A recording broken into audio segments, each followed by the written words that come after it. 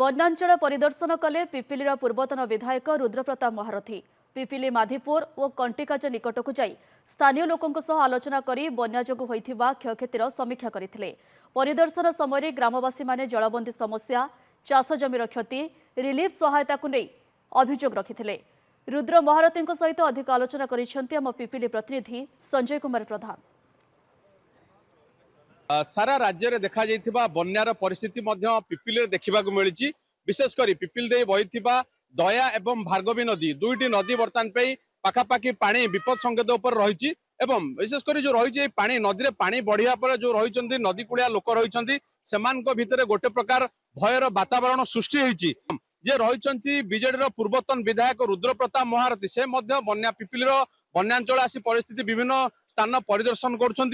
देखुं सहित सीधा सड़क आलोचना करवा। आज्ञा कौन कहे चलित वर्ष जो बन्या आसी पिपिली प्रभाव कौन रहा जो बुली कौन देखुं देखो वर्तमान सुधा जहाँ सूचना रही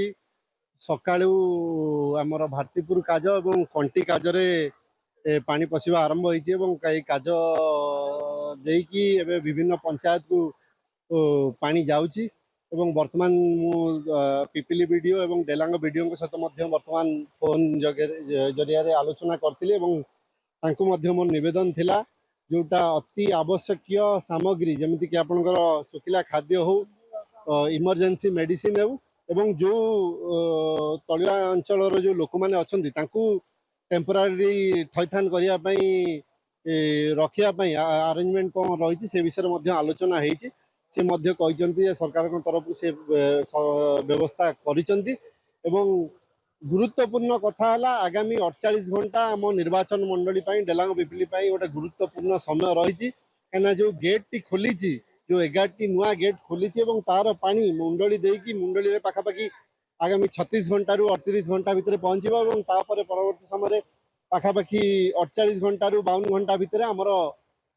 निर्वाचन मंडली देकी पीक पानीटा जो पास कर तो सहीटा गोटे गुरुत्वपूर्ण समय रही। सरपंच प्रकाश दल जेहेतु नदी कूलिया अंचल पिला सी सरपंच थिला बेले अनेक बन्या परिचालना करती। आज्ञा चलित वर्ष बन्या को किभली देखुं जलस्तर को केमती देखुं नदी में देखो जलस्तर आज सका बढ़ुची एवं आम कार्य पाखापाखि 1.5 फुट रु 2 फुट पानी गला। प्रत्येक चाषी कूलर हाहाकार पड़ा। वर्तमान आमर पूर्वतन विधायक रुद्रप्रताप महारथी आसी गाँ को गाँ जाई जो चाषी मान सहित आलोचना करते जीवु आम आमर गोटे साई नदी भितर बुड़ीकी बात्याश्रयस्थली स्थानांतर होती सहित आलोचना करूँ जहाँ प्रशासन सुविधा जितेबाला आमर पूर्वतन विधायक थिले जहाँ थिला अंचलर पानी आरंभ ठारू लोकों समस्या साथी रोते कौन टिके छोट मोट है माने आम मान को तागिद कर लोक मान पाखे पहुँचुले। आम अनुरोध करूँ वर्तमान प्रशासन को जे कौन सी ए समय सुविधा दरकार मेडिसिन हो सुखिला खाद्य हो समस्त सुजोग केमती आगुआ प्रस्तुत रही। निहती रही एनएससी अध्यक्ष अच्छा शेख राजवती आज्ञा आपण पूर्वतन विधायक सहित आप बन्यार स्थिति समीक्षा कर पिपिली अंचल बन्यार प्रभाव कौन रही अनुभव कर निश्चिंत भाव में पूर्वतन विधायक कहते जो जलस्तर थे आम आसिया तार बढ़ी निश्चिंत भाव में तार कोप रोक जो भाई असुविधार अनुभव न करती आगू आहरी गेट खोला हो 48 घंटा भितर पानी पुणी आसी पहुँचो से आम समस्ते सतर्क दृष्टि देवा निहाती आवश्यक। निहती भाव में जेहेतु आप नदी कूलियावासी हिसाब से आप कौन कहे जेहेतु नदी में गोटे जलस्तर वृद्धि पाँच कौन आप कंटी अंचल जेहेतु कार्य पानी गड़ा स्टार्ट है कौन आगू असुविधा सृष्टि करे असुविधा चाषी भाई मान बहुत असुविधा हम रिसेंटली तली पड़ी बन्या काज डेला माने चाषर